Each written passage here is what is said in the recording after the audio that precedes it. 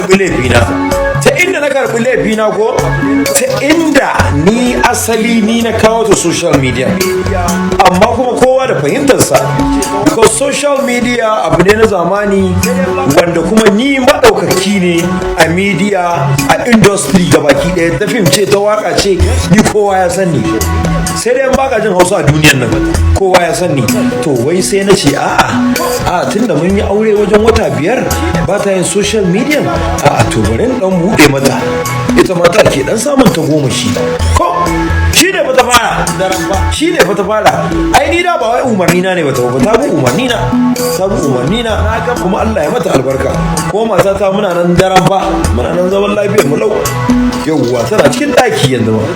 So na ga mata, na ga tsinannu da yawa a comment section din matata, ba zan dauko ba yanzu ta yi postin ta wannan saboda comment take cewa gaskiya baki da zuciya, wata tsohuwar karuwa ba, wai irin wai matata ba ta da zuciya, irin dan me ma wai mutum zai miki waye zai yi mene ki zauna da shi.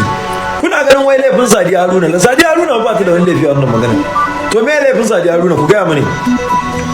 Mun je mun yi bidiyo ko ba aure tsakani na da ita ne, me laifin ta? Abek jama'a gani nan a garin Zaria yau 20 ga watan 6 2025. Zan haɗu da abokina Abin na cizo a Germany for good 8 years, ni da shi muna friendship. This is the first time. So ga muna Zaria amma ana ta ruwa, kun gani? Tun daga Kano na tuka mota, ga Isa na ga Isa abokin shi, ga Isa friend. Ina yake?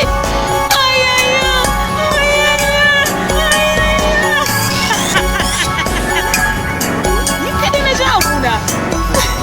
Wallahi, bari mu je in yi hogin din daji na, rike mun kyamara Isa.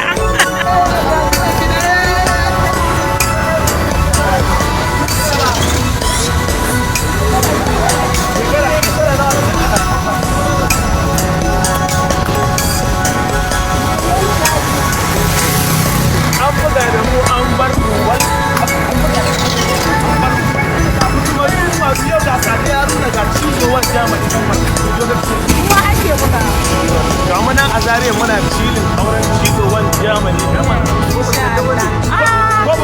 ba ke da bane ba na sani ba ko ni biki nake zuwa ba a to da mu ko wallahi zaki je